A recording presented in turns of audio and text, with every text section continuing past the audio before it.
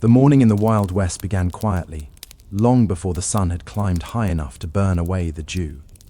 For a frontier farmer, dawn was not a picturesque scene of sunlight glinting on fields. It was a measured, laborious time dictated by survival. You would awaken on a thin mattress of straw, perhaps resting on a wooden plank rather than a true bed, in a cabin that smelled faintly of dried mud, smoke, and last night's cooking fire. The air inside was chilly, and the first task, if you were disciplined, was to stoke the embers of the hearth to bring a little warmth before venturing into the frost-tipped morning. Breakfast was not a ritual of comfort. It was calculated necessity. Grain, often coarsely ground from your own wheat or corn, might be boiled into a lumpy porridge, or perhaps you would fry a small ration of salted pork, its scent lingering in the cabin long after the first bite. Water, if you were lucky, came from a nearby well, drawn laboriously bucket by bucket, often gritty and tepid, or from a stream where mud had settled overnight. Coffee, bitter and thin, could be made from beans you'd roasted yourself over the fire, a task that required both patience and attention lest the beans scorch and render the whole morning's effort futile. Outside, the farm revealed itself slowly, dust rising from dry soil in the faint wind. Cattle, horses, and perhaps a few pigs or chickens awaited your attention. Their care was constant. You would check fences, repair gaps that livestock might exploit, and ensure animals had access to whatever water remained in troughs or natural sources. The process might seem mundane, feeding, mucking, refilling water, but each small act was critical to survival. Miss a single day, and the consequences could be catastrophic: weakened animals, lost food sources, or in the case of chickens, the loss of precious eggs. Farming itself was relentless repetition, a cycle of monotony broken only by weather or misfortune. You would tend to fields with hand tools, hoes, scythes, and plows drawn by oxen. The soil could be stubborn, filled with rocks or thick clay, and the rhythm of planting or weeding demanded both physical endurance and attention to detail. Each seed planted was an investment in survival, yet there was never certainty. A single unexpected frost could wipe out weeks of effort. Droughts, too, were merciless. Watering crops manually required hours of toil, hauling buckets or constructing rudimentary irrigation channels only to discover that evaporation or seepage had undone your labor. Your back ached from bending, your hands blistered from gripping wooden handles, and yet the work continued because there was no alternative. Hunger was unforgiving. As the sun climbed higher, dust became a constant companion. It coated everything: hands, clothing, hair, even the interior of your cabin, despite your best efforts to seal doors and windows. Breathing it in became routine, as did the scratches in your throat and the filmy haze over your eyes. Some settlers became accustomed to it, their skin tanned and toughened by wind and grit, yet the discomfort never fully vanished. Small annoyances compounded: a loose nail on the porch, a splinter in a hand, a stubborn bucket that refused to carry water without spilling. Meals punctuated the day but offered little respite. Lunch was typically whatever could be eaten quickly in the fields: bread, dried meat, or whatever vegetables had survived the soil. Cooking was laborious. Fires had to be kindled and maintained, water carried from distant sources, and utensils improvised from whatever metal or wood could be found. You ate quickly, not out of haste, but because the sun demanded more labor. Weeds would not wait, animals would not pause, and the land, ever capricious, would continue to challenge your every effort. Perhaps the most overlooked aspect of daily survival was planning for tomorrow while performing today's work. Seeds needed to be stored safely from rodents, firewood chopped and stacked to last the night, and tools maintained or repaired to avoid failure during critical tasks. A dull plow blade could render an entire day of tilling useless. A broken fence could allow livestock to escape, forcing you to spend hours tracking them down before nightfall. Even the most mundane task, sharpening knives, mending clothing, or filling oil lamps, was part of a larger strategy for enduring the endless demands of the frontier.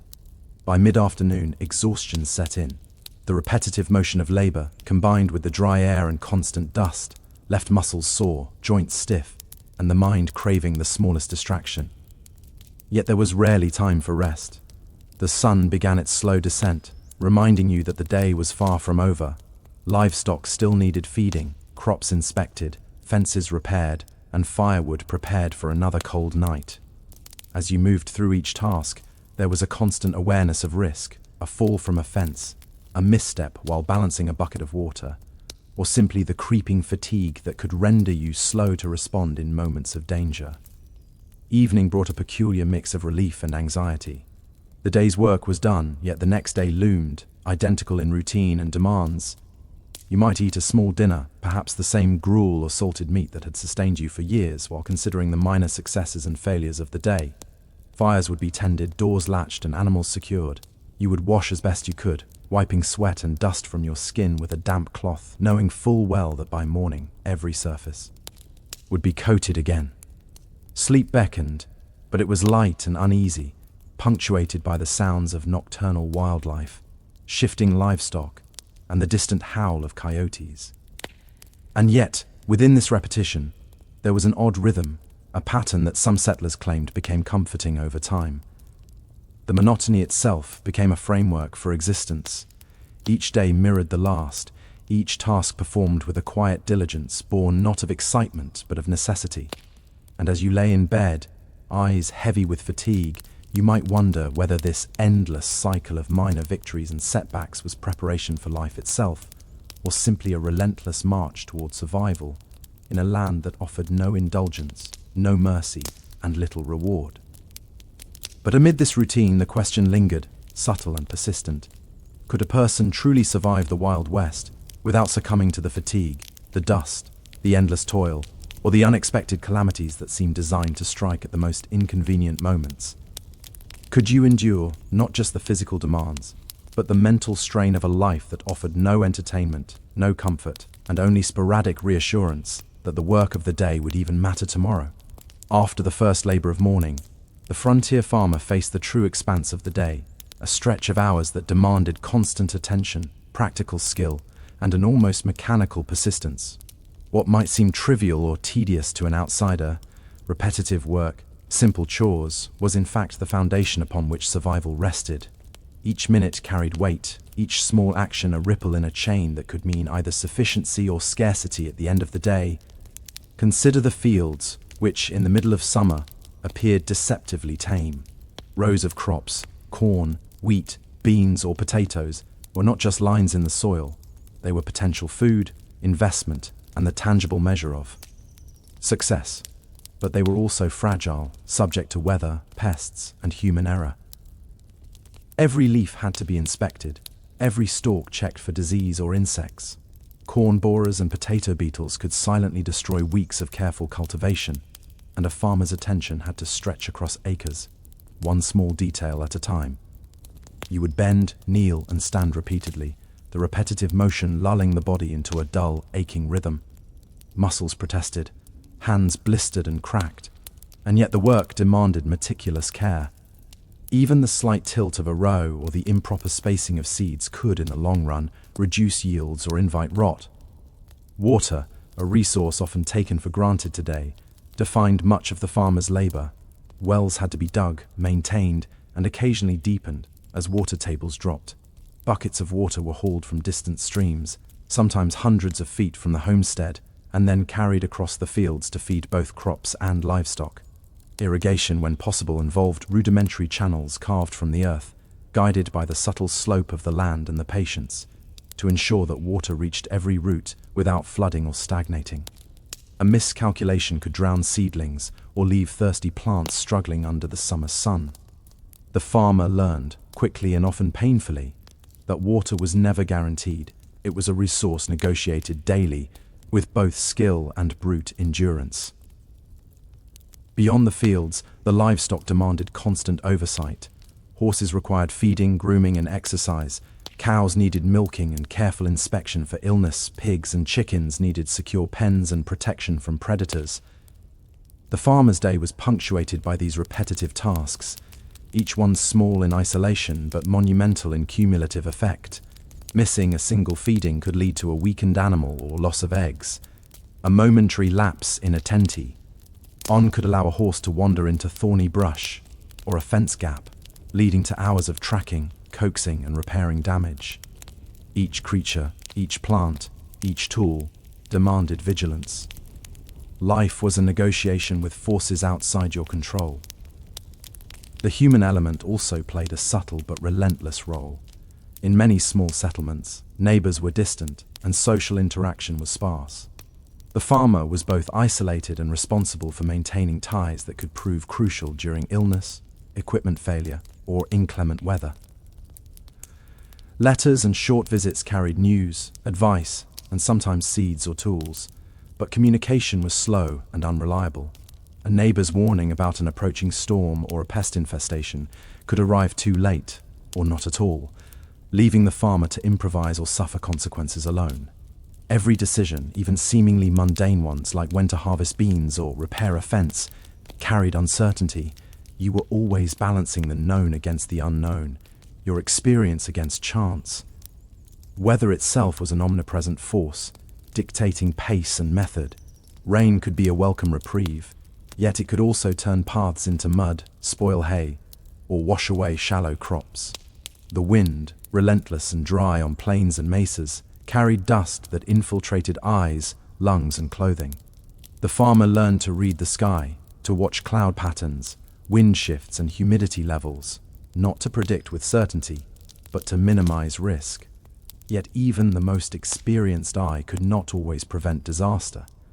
A sudden hailstorm might shred leaves, a dry spell could sap soil fertility, and frost could creep unexpectedly into low-lying fields. These slow, methodical observations consumed hours each day, yet were as crucial as any physical labor. Inside the cabin, domestic labor compounded the burden, cooking, cleaning, repairing clothing, and maintaining firewood stores added an almost constant presence. Meals had to be planned not for taste but for efficiency and survival. Preserving food, smoking meat, drying fruits, and storing root vegetables was a lengthy, delicate process. Any mistake could result in spoilage, which in turn would necessitate scavenging or improvisation. Utensils required cleaning and sharpening.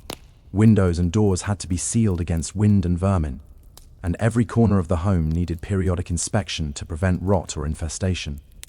Even minor tasks were amplified by the lack of modern convenience.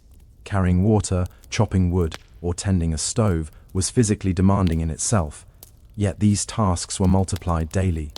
This monotony, however, was punctuated by subtle skill, ingenuity, and routine mastery. The farmer learned to gauge soil by feel, detect subtle changes in livestock behavior, and improvise solutions with minimal tools. Each repetitive task honed practical knowledge. The exact angle to cut a fence post to avoid splintering, the rhythm of watering crops without drowning them, the timing for milking cows to maximize yield while minimizing discomfort. Life in the Wild West demanded this combination of endurance, observation, and improvisation, yet to an outsider it often appeared slow, tedious, and uneventful. The narrative of survival lay not in dramatic moments, but in the accumulation of minor successes, small adaptations, and the stubborn persistence to continue despite discomfort and uncertainty. Midday brought little relief. The sun blazed, reflecting off dusty fields, scorching exposed skin, and sapping energy. Clothing offered minimal protection, typically coarse wool or linen, and the hat, while essential, could not shield fully against heat or dust-laden gusts. Dehydration was a constant concern, mitigated by measured sips of water or weak coffee. You learned to pace yourself, to recognize the signs of exhaustion before they became debilitating, to conserve energy for the inevitable afternoon chores that awaited. The body grew accustomed to the rhythm of work, yet it never escaped fatigue, soreness, and the unrelenting ache of overuse. As the day progressed, the farmer often confronted minor catastrophes, fences that fell under their own weight, animals that escaped during a moment's distraction, or tools that snapped mid-use. Each incident required problem-solving, patience, and sometimes brute physical effort. There was no formal training. Every skill was acquired through trial, error, and repetition. You adapted, slowly, learning what could be fixed quickly and what demanded careful attention. This constant micromanagement defined life, Survival depended on attending to the small, boring details with the same seriousness that others might reserve for crises. The Wild West was a place where boredom and diligence merged, and the most boring tasks often carried the gravest consequences. By late afternoon, the pattern of fatigue deepened. The mind began to drift during repetitive labor, yet attention could not fully lapse. One misstep, slipping on loose soil while hauling water, misjudging a fence repair, or misplacing a tool, could produce immediate consequences. The body sought rest while the mind monitored every action, creating a quiet tension that extended into the long evening hours. This is the reality often overlooked in romanticized accounts of frontier life. Heroism was rare, but endurance, patience, and attention to minutiae were constant. A farmer's heroism, if it could be called that, was measured in repeated competence over days, weeks, and months, rather than a single decisive act. As the sun began to sink below the horizon, you might pause to survey the day's work. Crops were checked, animals accounted for, fences repaired, and domestic chores underway. The body ached, the hands were raw. Yet the day's labor offered a small reassurance. Nothing had gone disastrously wrong. And tomorrow's challenges would meet you armed with slightly more experience, slightly more knowledge, and slightly better preparations. And yet, even in this moment of reflection, a subtle unease lingered. Each day, no matter how well executed, was a small victory against a relentless series of challenges that waited to repeat, amplify, and evolve. And so, even after long hours of monotonous toil, one question persisted. Could anyone truly grow accustomed to the constant physical strain, the mental vigilance, and the slow, unrelenting passage of time on the frontier? Or would even the most diligent eventually falter under the weight of endless routine and subtle dangers?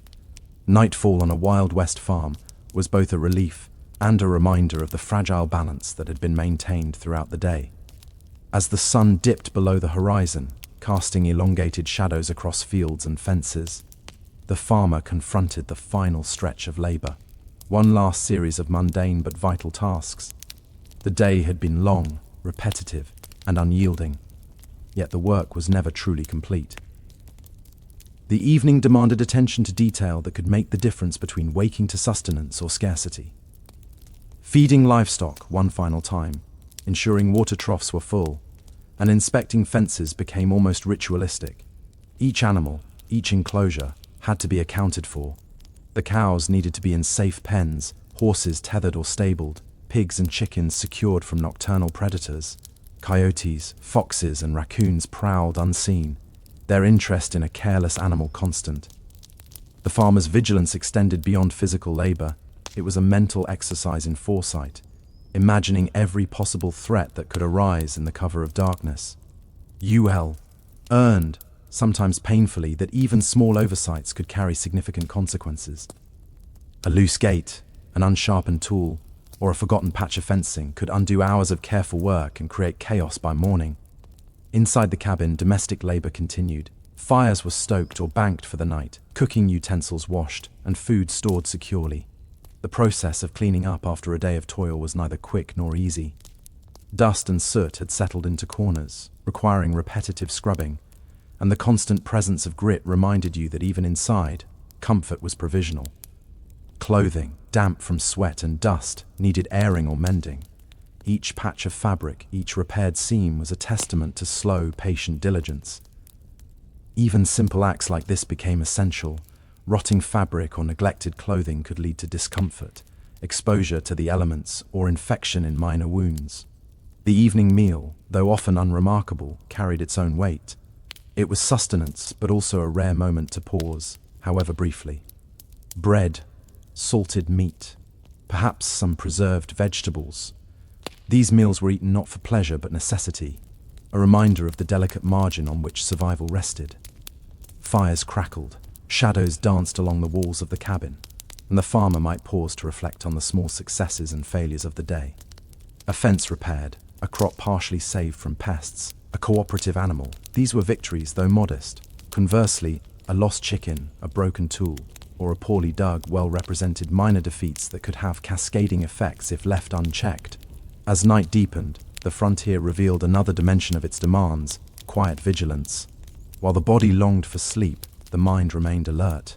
Animals still stirred, winds shifted in ways that threatened structures, and predators prowled at the periphery. Settlers often ept lightly, ready to rise at a moment's notice. Sleep itself was punctuated by dreams of small calamities. Fences collapsing, animals wandering, or fires failing, echoing the constant awareness required in daylight. The boundaries between labor and rest blurred. Even sleep became a continuation of the day's responsibilities, a quiet negotiation with chance and circumstance. Loneliness added its subtle pressure. For many frontier farmers, neighbors were miles away and community contact rare. Letters from relatives or nearby settlers might arrive infrequently, sometimes too late to offer timely advice or assistance. The isolation could deepen fatigue and stress, as the burden of survival rested entirely on the individual or immediate family. Social interaction, though limited, became an essential mental resource. A chance encounter, a shared story, or even a brief exchange of advice could sustain morale and offer practical knowledge that improved chances of survival. Yet, even amid tedium and isolation, human ingenuity persisted. Farmers improvised solutions to unexpected problems, adapted routines to suit changing seasons, and developed techniques refined over months and years. The slow mastery of land, tools, and animals became an invisible scaffolding that supported daily life. Each small innovation, better drainage for fields, a more efficient fence design, or a creative method for storing food, was a testament to patience and practical reasoning. Though these victories were often invisible to outsiders, they carried immense significance for those who depended on them. Ultimately, the day closed with a peculiar sense of equilibrium. Minor victories balanced minor setbacks, and the relentless rhythm of labor continued. The quiet of night allowed reflection on the subtleties of survival. What had seemed tedious, boring, or inconsequential during daylight revealed its elf as the very fabric of endurance. Life on the frontier was not made dramatic by duels or outlaws, nor by heroic moments. It was shaped by the accumulation of careful, repetitive effort. Each day survived, each crop tended, each animal cared for, was a triumph in its own subtle way. And yet, the cycle promised no respite. Tomorrow would bring the same dust, the same sun, the same unyielding labor. Each season, each year, offered minor variations in difficulty, but the overall rhythm remained constant. You might imagine that adaptation and experience could reduce strain.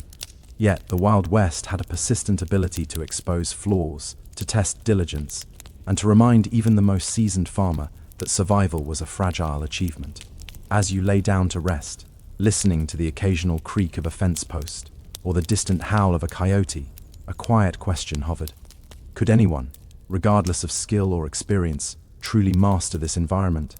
Or was survival always provisional, a delicate dance of endurance, attention, and luck that offered only the illusion of control? The Wild West did not reward heroics in the way stories often suggested. Its lessons were slow, subtle, and relentless, teaching that life depended on consistency, patience, and the willingness to perform countless small, often unnoticed tasks day after day. In the end, the frontier's greatest challenge was not a single calamity, but the quiet, repetitive demands that tested both body and mind, forging resilience in those who endured, while quietly breaking those who underestimated the power of the mundane. It was here, in the still, dusty hours of dawn and dusk, that the true measure of survival was revealed, not in drama but in diligence. Water was life in the Wild West. It shaped settlements, dictated movement, and subtly but profoundly determined whether a community or an individual would thrive or suffer. Yet, unlike the rivers, springs, and lakes romanticized in modern imagination, the water of the frontier was rarely pristine. It was often scarce, unreliable, and contaminated in ways invisible to the untrained eye.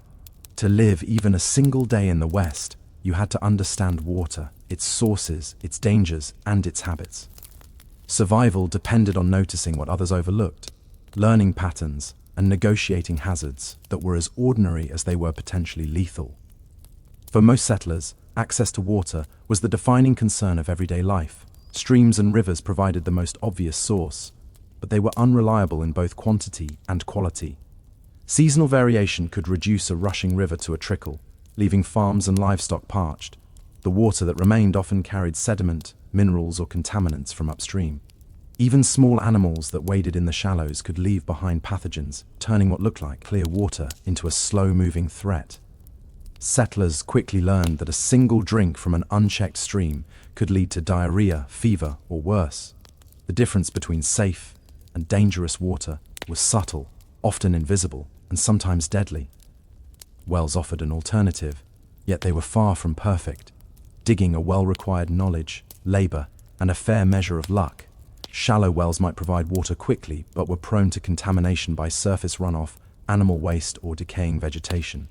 Deep wells were safer, but demanded significant labor to dig, line, and maintain. Even then, the water quality could change over time, as droughts, floods, or shifting soil introduced new minerals or pollutants. Settlers often relied on simple observation. If the water smelled odd, tasted bitter, or left residue on cooking utensils, it was likely unsafe. But the signs were subtle, and many learned the hard way that trusting the eye and palate alone could be fatal. Animals both complicated and dictated water access. Livestock needed substantial quantities each day, and their drinking habits often contaminated sources intended for human use. Horses, cattle, and pigs stirred mud, left waste behind, and introduced pathogens into ponds or troughs.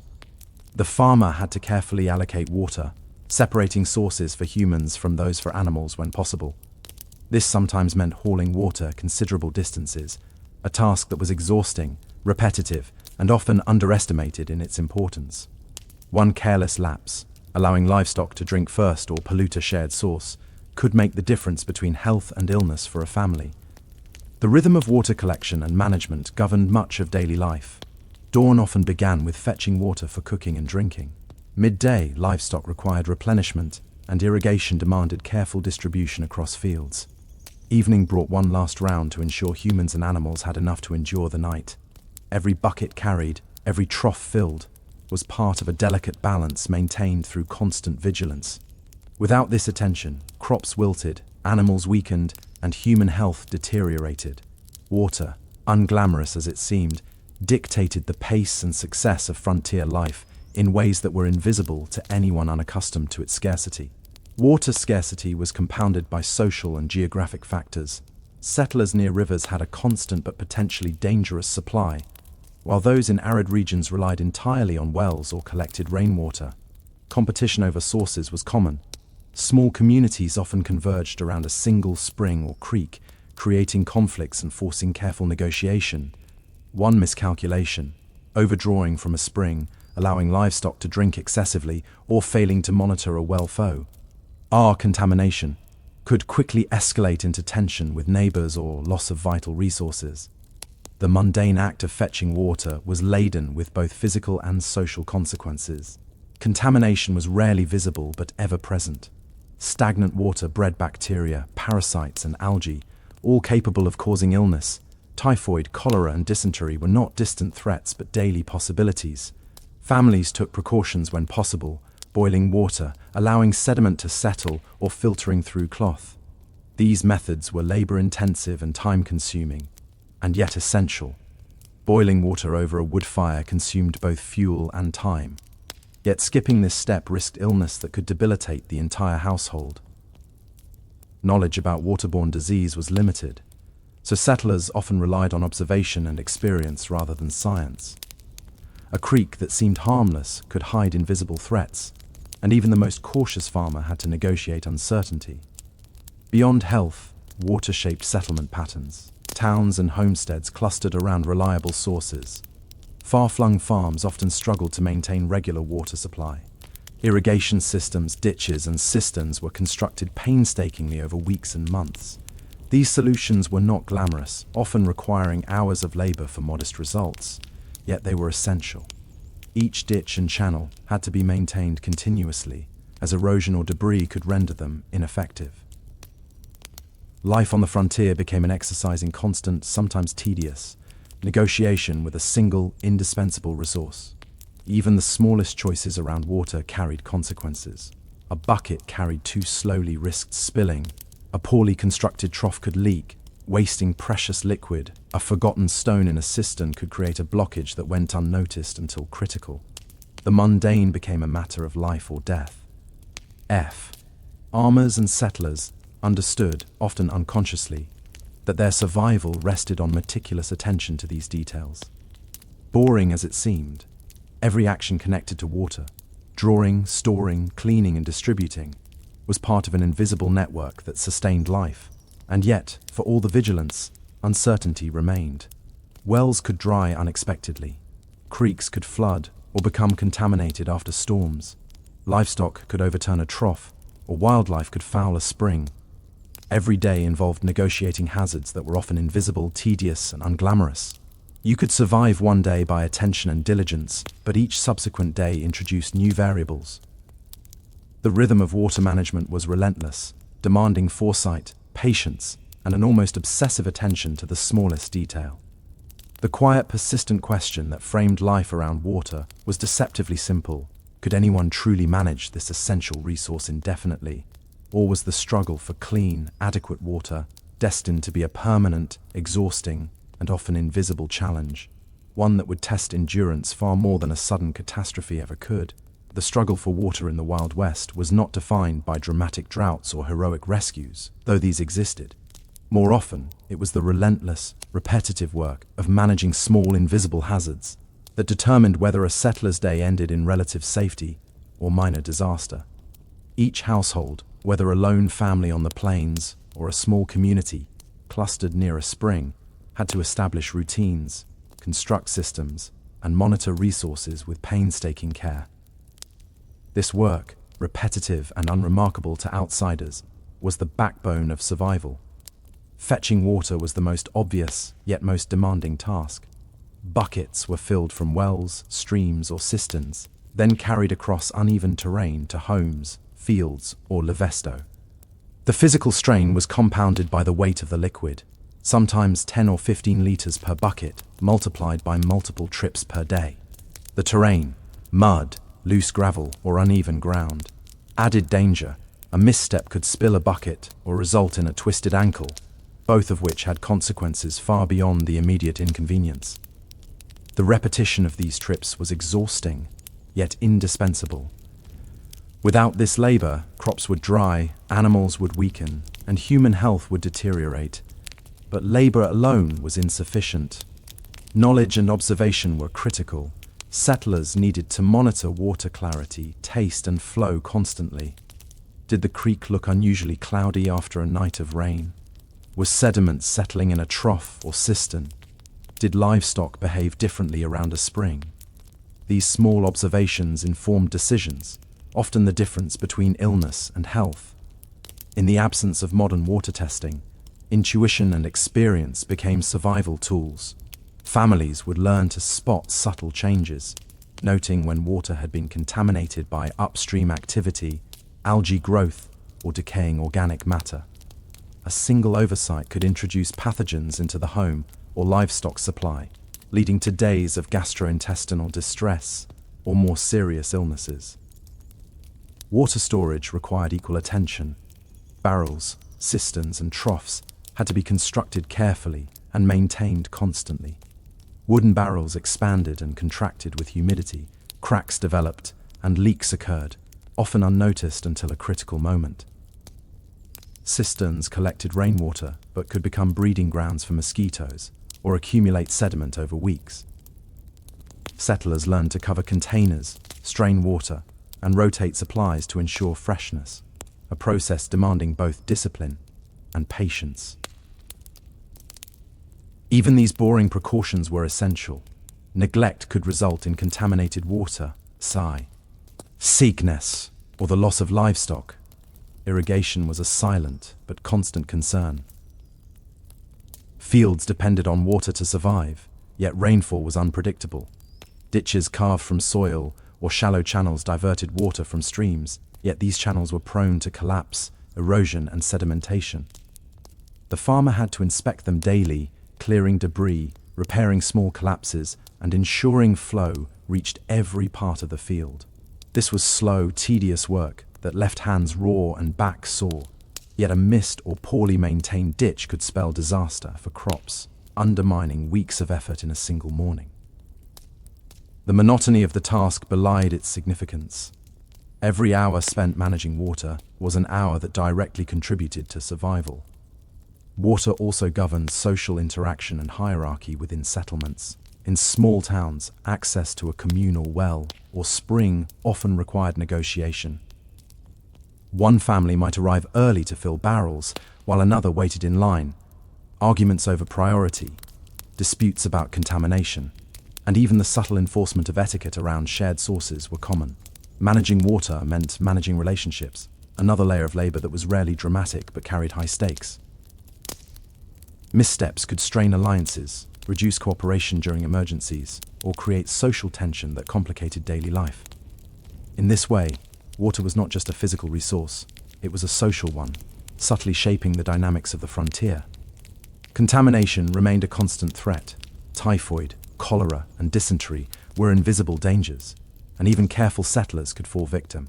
Boiling water, straining it through cloth, or relying on wells that had been dug carefully were strategies, but none were infallible. One lapse, a fire that went out before water boiled, a trough left uncovered, a storm that washed debris into a well, could introduce illness with IMI. Dire consequences. Families quickly learned to recognize early signs of sickness, from stomach cramps to fatigue, and often attributed them correctly to water.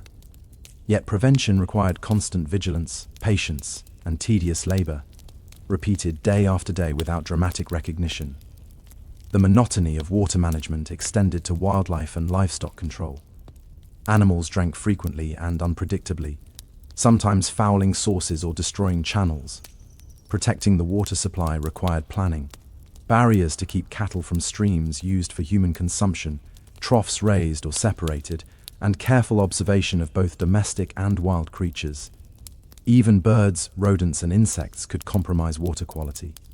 Each observation and adjustment was small, repetitive, and tedious, yet critical. The frontier demanded that settlers treat these tasks with the seriousness of life or death decisions because, in practical terms, that was exactly what they were. Finally, water management had psychological consequences. The constant vigilance, the repetitive labor, and the slow accrual of small failures and minor successes shaped the mind of a settler. Life in the West tested not only the body but patience, foresight, and the ability to endure tedium without succumbing to frustration or despair. The invisible successes, keeping water clean, animals fed, crops irrigated, provided a subtle satisfaction that was hard-earned but rarely recognized by outsiders. And yet, the question persisted. Even with careful attention, how much control could a person truly have over water in such an unpredictable environment? Was mastery over this essential element ever complete? Or was survival always a temporary, fragile balance? Water, ordinary and unremarkable to the modern eye, was in fact the central drama of frontier life. Each bucket, barrel, ditch, and cistern represented a negotiati, on with forces beyond human control: weather, terrain, disease, and time itself. The mundane became heroic in its persistence, and the boring repetition of labor became the very mechanism of survival. In this quiet, continuous struggle, the frontier revealed its true character. It was not conquered in single, heroic acts, but endured in countless small, disciplined decisions, each one invisible, tedious, and indispensable. And as the day ended, with water carefully allocated, animals hydrated, and fields tended, one question lingered quietly. Could even the most diligent settler continue this constant negotiation indefinitely? Or was the West destined to test endurance beyond human capacity, one ordinary day at a time? As the sun sank low over the plains and mesas, the labor surrounding water reached its final, often unnoticed stage. For a frontier settler, nightfall was not a time for leisure. It was the time for final checks, last precautions, and cautious reflection. The day's labor, largely repetitive and unspectacular, culminated in a quiet reckoning. Every bucket drawn, every trough filled, and every ditch inspected had contributed to survival, or risked undermining it. The first priority was livestock. Horses, cattle, pigs, and chickens needed final access to water before the long night.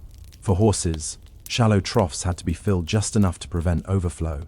For cows, steady access had to be maintained to avoid discomfort and potential health problems. And for chickens and pigs, the troughs or small ponds had to be monitored so that larger animals did not monopolize the supply. Any lapse could result in animals wandering in search of water, overturning containers, or becoming weak overnight. Even a small error in judgment, a forgotten bucket, an unfastened gate, could have consequences that only became apparent by morning. Inside the homestead, water remained. Central to evening routines, the last cooking tasks were performed, utensils washed, and food stored. Fires were banked, but water had to be on hand for cooking or emergencies, so cisterns and barrels were checked one final time. Settlers often pored over these containers with careful hands, straining water through cloth, removing sediment, and ensuring the next day's supply would remain viable. The work was repetitive, exhausting, and unremarkable to any outsider, yet it was as essential as plowing fields or tending crops. Neglecting it risked illness, equipment failure, or disaster. When dawn arrived, this attention to detail extended to monitoring natural water sources. Streams or ponds near the homestead had to be observed, even at night. If livestock were allowed to drink, small disruptions could stir sediment or introduce pathogens. Wild animals, coyotes, raccoons, or birds, could taint the source while humans slept, meaning that the work of vigilance never truly ended. Some settlers even kept torches or lamps lit near critical water points, not for illumination, but as a deterrent to wildlife, a quiet acknowledgement of the unglamorous hazards that lurked in darkness. The quiet persistence of settlers also extended to maintenance and repair. Barrels expanded and contracted with temperature changes, creating leaks. Wooden troughs cracked, cisterns shifted, and small ditches could collapse overnight due to erosion or the weight of moisture-soaked soil. Each repair was boring, repetitive, and painstaking, but each repair prevented larger problems the next day. Life on the frontier demanded constant attention to these invisible details. Survival was rarely won in dramatic confrontations. It was secured through consistency, patience, and diligence over countless small, unremarkable acts. Health remained a central concern. By evening, settlers often inspected family members for early signs of waterborne illness, fatigue, stomach discomfort, or fever. A single contaminated bucket of water could undermine days or weeks of effort. Families boiled water when possible, filtered it when necessary, and observed every minor symptom as a potential warning. These precautions were tedious, repetitive, and physically demanding, yet they were a quiet shield against the invisible dangers lurking in otherwise mundane streams and wells. The social dimension of water also lingered at night. In small communities, news about contamination, drought, or spring behavior traveled slowly. Families exchanged advice cautiously, sometimes forming alliances around shared sources or collaborative irrigation projects. A settled understanding of who had access to which water source, who could repair which ditches, and who would help in emergencies shaped the rhythm of daily life. The quiet politics of water management were as critical to survival as physical labor, yet they remained largely invisible to anyone outside the settlement. As the day drew to a close, settlers often paused for a brief moment of reflection. They had navigated another day filled with invisible hazards, from contaminated wells to disrupted ditches, from thirsty animals to exhausted bodies. Their endurance was built not on heroics, but on repetition, observation, and careful attention to the smallest details. The ordinary labor of filling barrels, inspecting water quality, and maintaining channels became the defining act of survival, boring, monotonous, and endlessly necessary. And yet, even in this quiet diligence, uncertainty remained. Could any amount of vigilance guarantee safety in a world where a single storm, animal, or lapse in attention could introduce illness or scarcity? Even the most disciplined settler could not fully control water's capricious nature. Each day survived provisional, each success temporary, and each failure a subtle reminder of vulnerability. The Wild West did not reward daring alone. It demanded patience, foresight, and the quiet persistence to repeat tedious tasks until they became instinctive.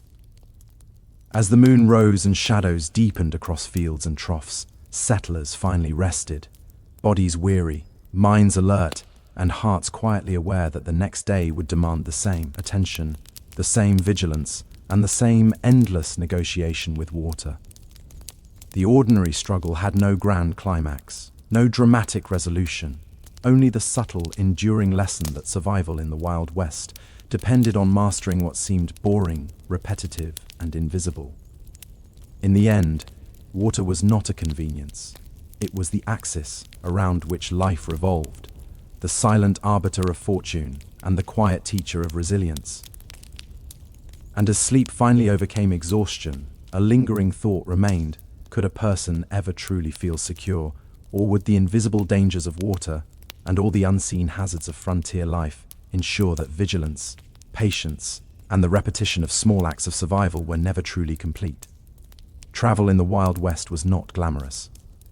There were no smooth highways, no comfortable inns at every mile, and no instant communication to ease the burden of distance. Instead, movement was dictated by stagecoach schedules, mail routes, and the slow, grinding demands of terrain, weather, and animal endurance. If you imagine the frontier as a land of daring pursuits and cinematic chases, the reality was far more mundane, but no less critical.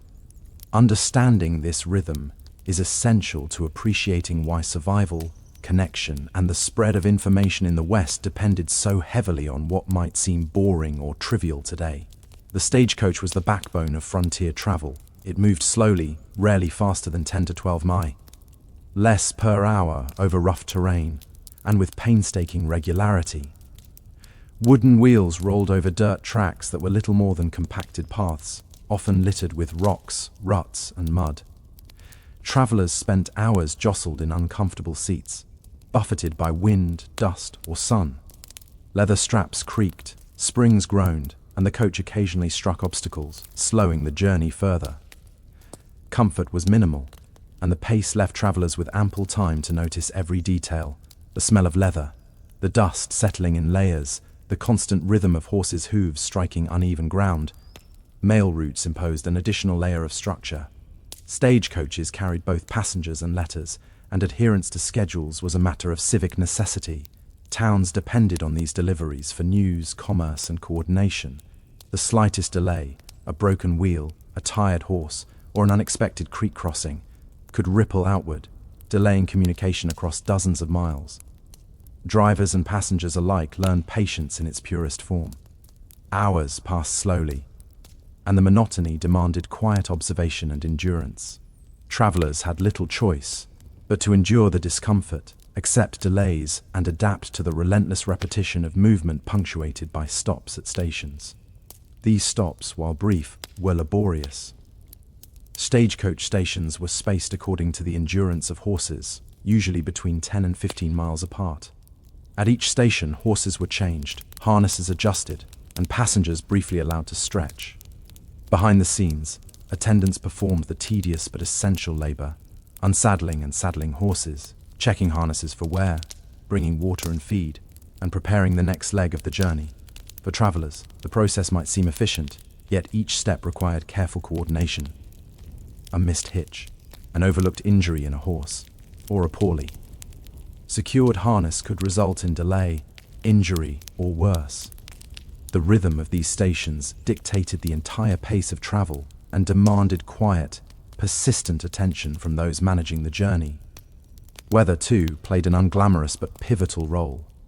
Rain turned dirt roads into rivers of mud, slowing coaches and creating hazards for horses and passengers alike. Dust storms could reduce visibility to almost nothing, leaving travelers coughing and eyes streaming while scorching sun baked both passengers and animals. Even cold nights, with frost covering paths and wagons, added a subtle layer of danger. Each mile required vigilance. The driver had to judge speed, anticipate obstacles, and adjust constantly, while passengers endured physical discomfort, mental fatigue, and the monotony of hours spent jostling along dirt tracks. Terrain amplified the challenge. Hills, rivers, and rocky passes demanded meticulous planning and patience. Coaches could not move quickly on steep inclines, and shallow fords required careful navigation to prevent horses from slipping or the vehicle from tipping.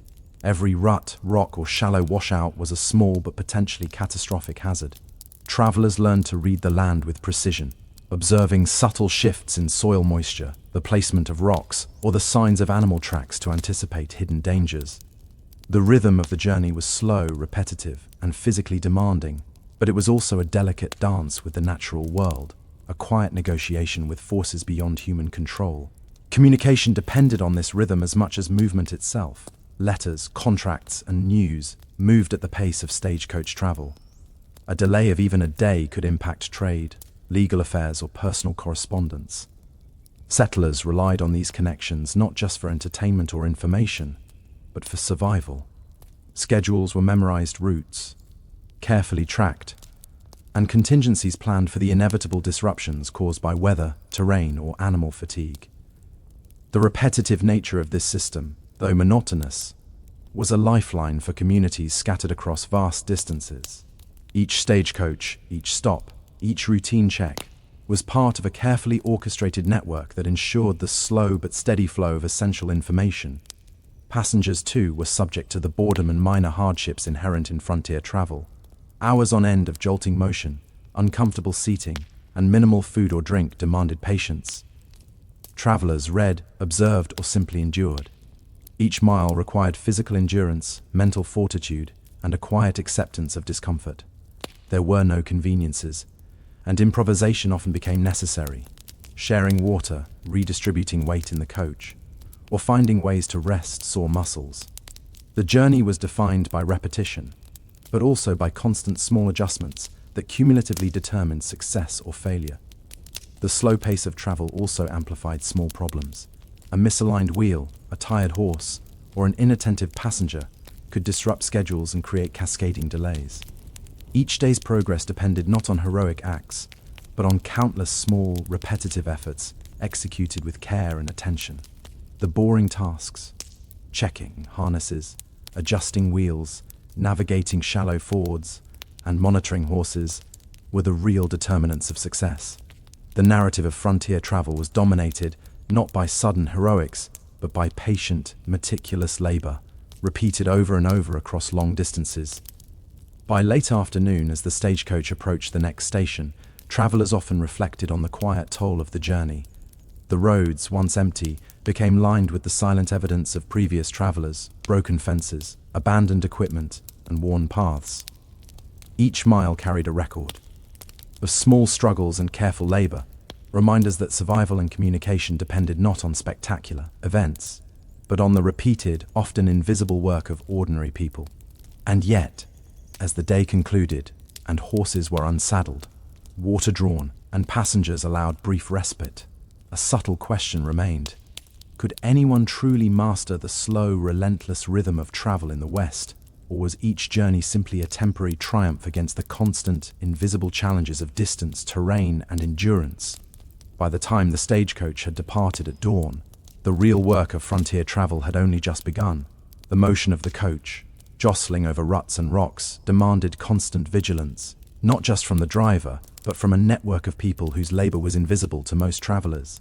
Each mile was a careful negotiation between horses, harnesses, terrain, and weather, requiring a level of attention that would seem exhausting in any modern context. Survival in the West was rarely a matter of heroics.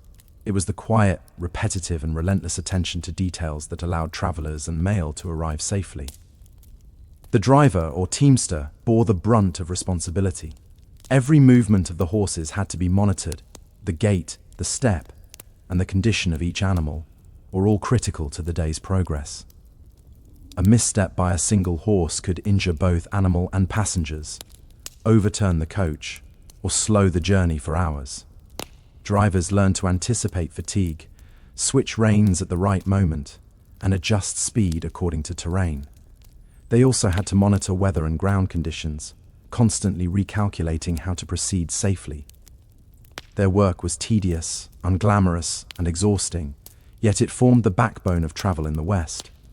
The The stagecoach did not move through heroism. It moved through attention, repetition, and careful observation. Bahai, the driver, a hidden chain of labor, ensured that the coach could function. Horses were rotated at regular intervals, often every 10 to 15 miles, at stations staffed by attendants whose work was equally monotonous but essential. These attendants handled harnesses, saddled and unsaddled horses, brought water and feed, and inspected animals for fatigue or injury. The process repeated hundreds of times across a single route. Each moment of oversight prevented accidents, ensured speed, and safeguarded both passengers and mail. The labor was invisible to most travelers, yet without it, travel would slow to a crawl or fail entirely. Mail carried on the stagecoach added another layer of importance and monotony. Letters and parcels moved at a fixed pace, with schedules maintained over hundreds of miles. Clerks at stations sorted, bundled, and recorded each piece of mail, sometimes under extreme conditions, rain, heat, dust storms, or snow. Accuracy was critical. Misplaced mail could disrupt trade, prevent legal actions, or sever essential communication between towns. This work demanded repetition, focus, and patience. To an outside observer, it might appear dull or trivial, yet it was the lifeblood of the West's social and economic networks. Passengers themselves were subject to the tedium and subtle hazards of travel. Days passed with little variation, jolting seats, the smell of dust and leather, intermittent stops, and the constant vigilance required to avoid spilling water or upsetting luggage. Comfort was minimal, and physical strain was constant. Travelers often read, wrote letters, or stared at the passing landscape in silence, trying to conserve energy while remaining alert. The repetition of the journey tested patience, endurance, and mental resilience. Even a small lapse in awareness, shifting too suddenly, dropping a package, or failing to adjust for the coach's tilt, could result in injury or lost possessions. Terrain continued to dictate the rhythm of travel. Hills slowed the coach, rocky paths threatened axles, and river crossings required careful navigation. A shallow ford could turn treacherous after a night of rain, while mud could immobilize both horses and wheels. Travelers observed these dangers not as dramatic obstacles, but as constant, slow-moving negotiations. Success was measured in continuous, uneventful progress, not in sudden triumphs. The West demanded patience more than daring, observation more than instinct, and persistence more than bravery. Weather, too, imposed quiet tyranny.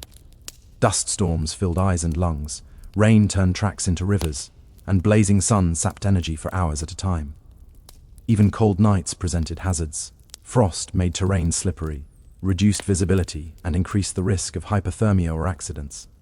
Each stage of the journey required adaptation. The driver adjusted reins, passengers shielded themselves, and station workers prepared water, feed, and shelter. The rhythm of travel was dictated by these small, repetitive adjustments, all of which ensured survival and continuity.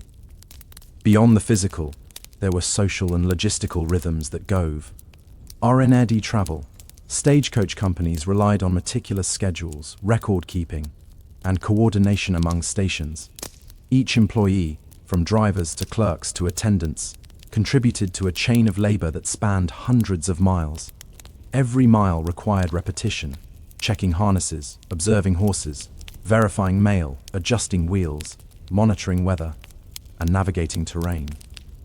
It was monotonous, exhausting work that few outsiders noticed, but that determined whether passengers arrived safely and letters reached their intended recipients. And yet, despite this constant attention, uncertainty remained. Horses could tire faster than expected, equipment could fail, weather could turn, and roads could shift unpredictably.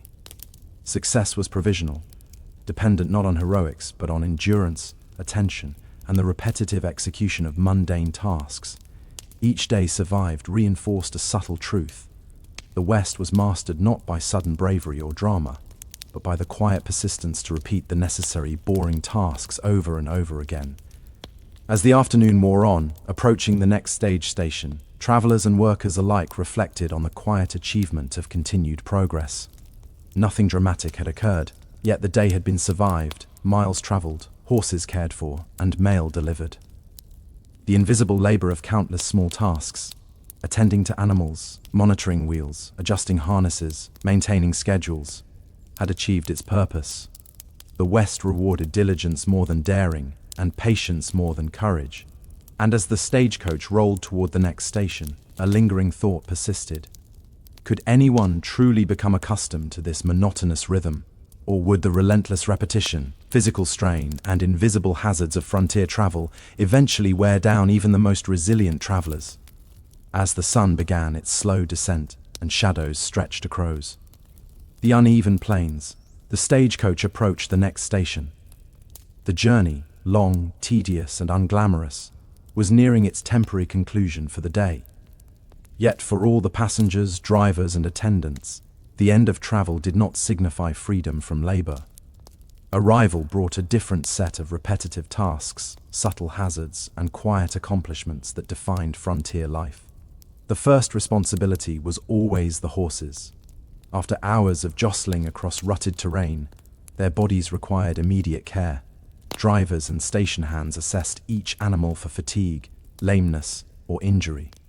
Hooves were checked for stones, harnesses removed and inspected, and water and feed carefully rationed. Even minor neglect could result in a horse failing the next leg of the journey, delaying passengers and mail, or worse, causing injury. The work was monotonous, precise, and exhausting, but it ensured that travel could continue day after day. The West demanded patience and vigilance in these unremarkable acts more than it demanded heroics. Passengers disembarked with relief, but not without effort. Bags, parcels, and letters had to be unloaded, sorted, and secured. Station attendants handled the seemingly trivial but critical task of ensuring that mail was recorded accurately, parcels undamaged, and personal belongings accounted for. Each small step had consequences. A misdelivered letter could prevent trade, delay legal matters, or sever communication for weeks. The repetitive care taken at each station ensured the continuity of society in the otherwise sparse and scattered settlements of the frontier. Without such diligence, even the simplest messages or supplies could be lost, with subtle but profound effects on communities. Even the brief respite at a station involved labor. Water had to be drawn, animals groomed, food prepared, and equipment maintained. Broken wheels, worn harnesses, and loose fittings were repaired before the next leg. The work was slow and methodical, requiring tools, skill, and constant attention. Travelers might rest, but the ongoing rhythm of care continued invisibly around them. Life in the West was built on this hidden scaffolding of repetitive, boring tasks, each one essential to the survival of both humans and animals. The absence of dramatic incidents did not make these efforts trivial. On the contrary, it made them the very backbone of frontier endurance. Weather, ever unpredictable, remained a subtle adversary.